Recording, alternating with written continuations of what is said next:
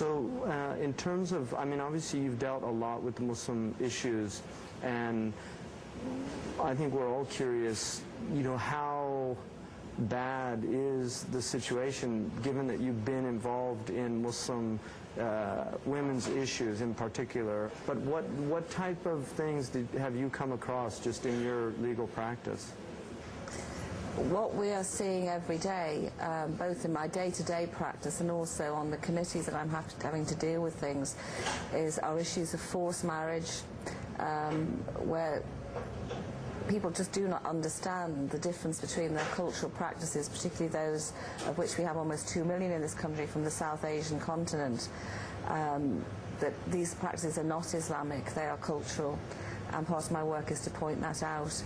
Arising from forced marriage, we have honour-based violence, girls who are killed because they are trying to breach those cultural practices, either trying to run away from forced marriage or being within a forced marriage which has led to violence, trying to escape it. We have huge problems, one would have to say, in the United Kingdom of people being married to their first cousins against their wishes, tied in with the value of the British passport rather than anything else. So bringing people from back home for... Still, it's the first time we've ever had a wave of immigrants when 80% are still marrying from back home.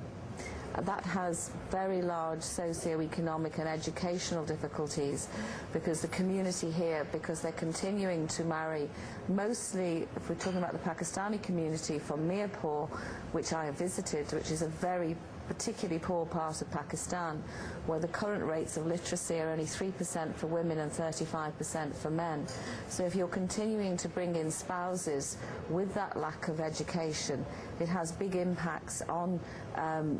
the community here and their advancement, and they're continuing to fail in that. And I think if you look to why young men in particular are turning to crime and drugs, or perhaps to terrorism, I think a lot of it lies in the root there, and there are real difficulties in the family life.